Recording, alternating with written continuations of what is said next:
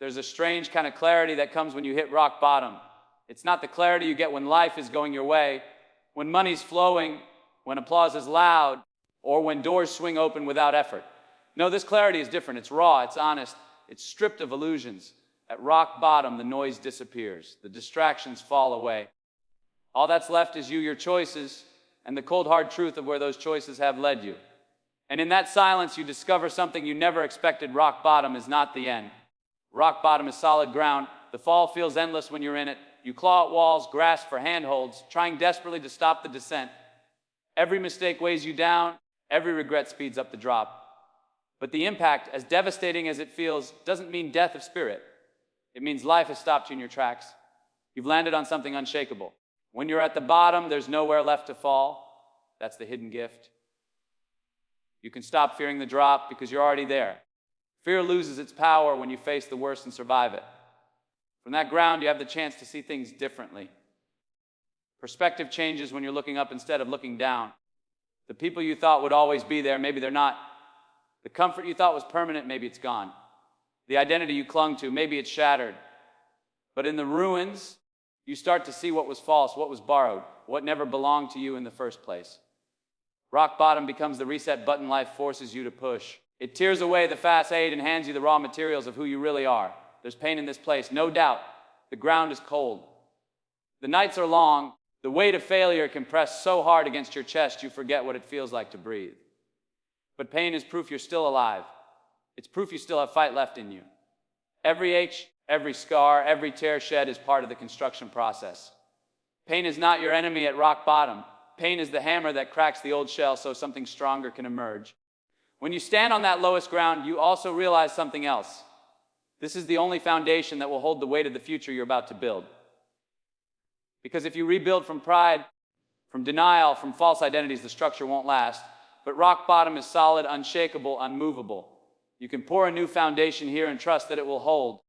And that's why the bottom is not a curse, it's a gift disguised as loss. It forces you to ask the questions you avoided for years. Who am I without the job? Without the relationship? Without the applause, the money, the image? Who am I when no one is watching?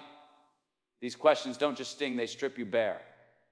And when you finally face them, you stop pretending. You stop chasing what doesn't matter. You stop running from yourself. At rock bottom, you are confronted with the real you, the one that can't hide anymore. And here's the paradox. The moment you embrace that reality, you're free. You're free because you know the truth. You're free because you've survived what you thought would destroy you. You're free because everything you build from this point forward will be authentic. The walls may take time to rise, the bricks may be heavy, but they'll be yours. They'll be solid because they rest on the only ground that won't give way beneath you. So when the world tells you rock bottom is the worst place you can be, know this, it's the only place strong enough to rebuild from. When life breaks you down, when everything you thought you were collapses, the temptation is to look outward for answers, to point the finger at circumstances, at people, at fate, to blame bad luck or unfair breaks. But the truth is, the blueprint for rebuilding doesn't live out there. It's not written in some book, not hiding in a mentor's wisdom, not etched into the walls of the world. The blueprint is closer than you think. It stares back at you every morning, every night in the quietest, most honest reflection you'll ever see. The mirror is the blueprint. The mirror doesn't lie. It doesn't soften the edges. It doesn't cover up the cracks with kind words. It shows you who you are in that moment, no filter, no excuses. And if you want to rebuild yourself, that's where you start. Not by pretending to be who you wish you were, but by confronting who you are right now. That face looking back at you carries every scar, every sleepless night, every mistake, every triumph. It's all written there. The mirror is honest, and honesty is the first line in your blueprint. When you finally decide to look into it without flinching, without turning away, something powerful happens. You stop living in denial. You stop hiding behind distractions. You stop constructing a life based on what others expect. Instead, you begin drafting plans based on truth. What you see may not be perfect. It may not be pretty. It may not even be what you hoped for. But it's real, and real is the only material strong enough to rebuild with. The mirror challenges you. It asks questions no one else will.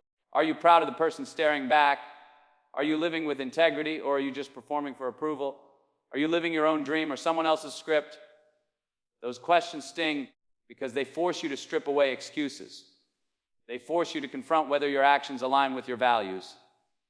And when the answer is no, the mirror doesn't let you escape. It waits for you to face the truth and do something about it. But the mirror isn't just a judge, it's a guide. Look closely and it shows you the pieces of yourself that still shine. The strength in your eyes even when tired. The resilience in your jaw even when clenched with pain. The spark that hasn't gone out even when you feel like giving up. These are the raw materials of your blueprint. You may not have everything you want, but you have enough to start. You have enough to sketch the outlines of the person you're becoming. The blueprint you draw in that reflection isn't built on fantasy. It's built on clarity. If you want discipline, the mirror will tell you where you're weak. If you want growth, the mirror will show you what you've been avoiding. If you want freedom, the mirror will reveal the chains you've locked on yourself. It's not always easy to see, but it's always necessary. Because you can't rebuild on lies. You can only rebuild on truth. And truth starts in the reflection you can't walk away from. Every day you face that glass, you're given a choice. Ignore it and keep living blind, or study it and adjust the blueprint. A single glance won't change your life, but consistent reflection will. Day after day, sketch by sketch, you refine the design. You notice what needs tearing down, what needs reinforcing, what needs to be built from scratch. And slowly, patiently, the image in the mirror begins to align with the blueprint you've been drafting in your heart. The mirror is not your enemy, it's your architect. It's not there to shame you, but to guide you. To remind you that the power to rebuild doesn't come from chasing something outside yourself. It comes from the blueprint already written in your reflection. When something in life crumbles, the instinct is often to patch it up, to paint over the cracks, to hide the damage, to keep the structure standing a little longer. But patchwork doesn't last. Paint can't cover rot. If the foundation is weak, if the beams are decayed, eventually the whole thing falls. Rebuilding yourself demands more than surface fixes. It demands stripping away everything false, everything toxic, everything heavy, so you can build again on ground that will actually hold. Stripping away is not comfortable. It feels like tearing parts of yourself off, because in some ways it is. We cling to habits, people, beliefs, and identities long after they've stopped serving us. We wear them like armor even when they weigh us down. Letting go feels like loss. But the truth is, holding on is what's keeping us from moving forward. When you strip away, you don't lose yourself. You reveal yourself. You clear the clutter that hides the raw, unshaped core of who you are. This process begins with honesty. What in your life is real, and what is borrowed? What is authentic, and what is performance? What choices are made out of conviction and which are made out of fear? These questions aren't easy, because the answers might point to relationships that no longer align, careers that suffocate instead of inspire, routines that drain instead of fuel. Stripping away means confronting these truths without flinching, without sugarcoating. It means admitting that not everything you've built deserves to remain standing. Once you start peeling back the layers, you find how much of your life has been shaped by things that don't belong to you. Expectations handed down from family. Standards dictated by society. Identities forged from approval seeking. These become walls you thought were solid, but in reality, they're flimsy panels nailed up to look like strength. Stripping them down is not destruction, it's renovation. It's clearing space so the structure you create is one you actually want to live in. There's a discipline in subtraction. Anyone can add more goals, more noise, more distractions. But it takes courage to remove, to cut ties with someone who drains you, to delete habits that comfort you but chain you at the same time, to silence the voices that told you who to be so you can finally hear your own. That's the kind of discipline that transforms. Because every time you strip something away, you make room for something better to grow. And in that emptiness, something powerful happens. You rediscover the essentials, you learn what actually matters. You see what you can live without, and more importantly, what you can't. You find that the person you are beneath all the layers is stronger, tougher, and more capable than you thought. The clutter was hiding that strength. The distractions were drowning out that voice. The false identities were suffocating that fire. Once stripped away, what remains is pure, undeniable, and ready to build. Rebuilding doesn't mean stacking bricks on top of a shaky frame. It means clearing the ground until you're left with nothing but what's real. Only then can you design a structure that will endure. Only then can you put up walls that won't collapse the moment life shakes them. Only then can you create a life that's not borrowed, not forced, not patched together, but built with intention, built with authenticity, built to last. Pain has a way of convincing us that something is wrong, that something is broken beyond repair. It arrives uninvited, sometimes physical, sometimes emotional, sometimes both, and it demands attention. It interrupts sleep, disrupts peace, and makes the simplest moments feel heavy. But pain, as cruel as it feels, carries a message we often overlook. Pain means you're still alive. Pain is proof that the story isn't over, that there's still breath in your lungs, still blood in your veins, still fight left in your spirit. Think about it. The absence of pain is not life, it's numbness. When you feel nothing, you're not healing, you're decaying. Pain is the body's signal that something matters. It's the soul's way of telling you that the wound hasn't defeated you yet. If you were truly finished, if life had truly given up on you, there would be no pain. There would be silence. So every ache, every tear, every sting is evidence that you're still here, still in the game, still capable of more. Pain is not the enemy. It's a teacher. It shows you where the cracks are. It points to what needs attention, what needs healing, what needs change. Physical pain tells you where the body is strained. Emotional pain reveals where your heart has been stretched, where your boundaries were crossed, where love or trust was misplaced. Both kinds of pain remind you that you are not invincible, but you are resilient. You bend, you break, you bleed, but you continue. And in continuing, you discover strength you didn't know you had. The irony is, the moments of deepest pain often become the turning points.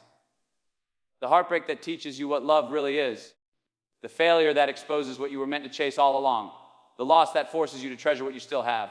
Without pain, there is no growth, no awakening, no reason to rebuild. Comfort may feel good, but it rarely shapes character.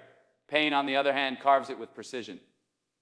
It chisels away arrogance, strips down illusions, and leaves behind something sharper, wiser, stronger. In those moments when pain feels unbearable, remember this: pain is proof of presence. Proof that you are still connected to life, still engaged in the fight. People try to avoid pain, to numb it with distractions, with substances, with denial. But pain avoided is pain prolonged. Pain faced, though, it transforms. It becomes fuel. It becomes energy for change. It becomes the spark that drives you to rise, to move, to never settle for the ground you've been knocked onto. Scars are the lasting reminder of this truth. Every scar is evidence that pain came, but healing followed. It's proof that what once burned, tore, or broke did not destroy you. The scar remains, but the wound is closed. And every time you see it, you're reminded, I went through fire, and I'm still here. That's the beauty of pain. It doesn't just mark where you suffered, it marks where you survived. So when the weight presses down, when your chest tightens and your eyes burn, when the hurt feels like it might swallow you whole, don't mistake it for the end. Pain is not the period at the end of your story. It's the comma that says there's more to come. It's the undeniable, unshakable signal that your heart still beats, your spirit still breathes, and your life still matters. Dreams are the blueprint. Vision is the sketch. Effort is the labor, but none of it holds together without consistency. Consistency is the cement. It's the force that binds all the pieces, that makes scattered actions form a solid structure. You can stack bricks of talent, lay beams of opportunity, hang windows of ambition, but if there's no cement holding them in place, the whole thing collapses with the first shake of life. Consistency doesn't dazzle. It's not flashy. It doesn't shout for attention, doesn't post itself for applause. It's quiet, steady, repetitive, sometimes even boring. But that's the point. The real strength of anything, whether it's a building, a body, a relationship, or a life, is found in what is done over and over again. One brick doesn't make a wall. One workout doesn't build strength. One honest conversation doesn't create trust. It's the stacking, the repetition, the cementing that makes it real. The mistake most people make is chasing intensity instead of consistency. They sprint at the start, fueled by excitement, and collapse when the fire fades. They want the result now, the transformation now, the victory now. But consistency knows no shortcuts. It whispers, not shouts. It says, show up today, show up tomorrow, show up the day after, even when no one notices, even when nothing seems to change. Because every day you show up, you're spreading cement between the bricks of your effort, locking them into place, making them unmovable. Consistency is what separates a house of cards from a fortress. It's not about how tall you can build in a single day, but how sturdy you can make it over a lifetime. The strongest walls aren't built fast, they're built layer by layer, each line of mortar setting before the next brick is placed. That patience, that discipline, that rhythm, that's what makes the structure last when storms come. Without consistency, you don't have a building, you have a pile of scattered parts. And consistency isn't just about actions, it's about identity. Every time you follow through, every time you keep a promise to yourself, you reinforce who you are. You stop being someone who trays and become someone who does. You stop living in cycles of starting over and start living in cycles of steady growth. Consistency builds trust, not just with others, but with yourself. That trust becomes confidence, and that confidence becomes momentum. The beauty of consistency is that it compounds. Small actions done daily grow roots deeper than grand gestures made once. 5 minutes of discipline repeated every day will outlast an hour effort done once in a while. That's the secret most people miss. It's not about intensity, it's about longevity. Cement doesn't harden instantly. It takes time, patience, and pressure. But when it sets, it holds with a strength that nothing can easily break. So if you want to rebuild yourself, don't just focus on the design. Don't just admire the blueprint. Ask yourself, what's the cement? What small actions can I commit to, not just today, but tomorrow and the day after and the day after that? Because in the end, it won't be the bricks of talent or the beams of opportunity that define you. It will be the cement of consistency that holds everything together. The future doesn't just happen. It's not a roll of dice, not a hand of cards dealt by chance, not something you sit back and wait to see unfold. The future is built. It's designed brick by brick, choice by choice, moment by moment. And the person holding the pencil, the person drawing the lines, the person deciding how high and how wide the structure of your life will stand, that person is you. To rebuild yourself, you have to stop living like a tenant in someone else's design and become the architect of your own future. Architects don't stumble into buildings. They don't wait for walls to rise on their own. They start with vision, with imagination, with a picture of what could be. And that's where you begin too. What kind of life do you want to stand inside of? What do you want it to feel like when you walk through it every day? That vision is your sketch. Without it, you're wandering. With it, you have direction. And direction is the first step toward building something that lasts. But vision alone is not enough. Architects move from sketches to blueprints, from vague ideas to precise plans. That's the work you have to do with yourself. Translate dreams into goals. Translate hopes into strategies. Translate wishes into actions. The future isn't built on maybe, it's built on clear lines, clear foundations, and deliberate choices. Every choice you make is a measurement. Every habit you keep is a beam. Every sacrifice is a wall going up where it needs to stand. Of course, no blueprint is followed perfectly. Along the way, storms come, materials run short, mistakes get made. An architect doesn't quit because a wall cracks. They adjust, they reinforce, they rebuild. That's your task too. The plan you create won't unfold without resistance. Life will test your design, shake your structure, and question your resolve. But if you've chosen to be the architect, you don't give up control. You revise, you improve, you adapt. Because the future isn't ruined by setbacks. It's shaped by how you respond to them. Becoming the architect also means taking full responsibility. You can't blame someone else for a building you designed. You can't hand over the pencil and then complain when the house doesn't feel like home. Responsibility is heavy, but it's also liberating.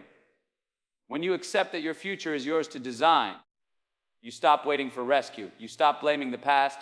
You stop giving power to people who were never meant to shape your destiny. You take ownership, and ownership is freedom. And freedom is where creativity thrives. When you realize you are the one drawing the plans, you stop copying someone else's design. You stop building based on comparison. You start building based on authenticity. What do you value? What do you love? What kind of structure feels like home to you, not just to the crowd? That's the beauty of being your own architect. Your life doesn't have to look like anyone else's. It has to look like yours. Every decision you make is a line on the page. Every day you commit is a brick on the ground. Over time, the sketches turn into walls, the walls into rooms, the rooms into a life you can step inside of with pride. The work is not instant. It's slow, deliberate, intentional. But the masterpiece isn't supposed to be rushed. It's supposed to be built with care, with vision, with resilience, until the structure standing around you is not an accident, not a collapse, but a creation you chose with your own hands.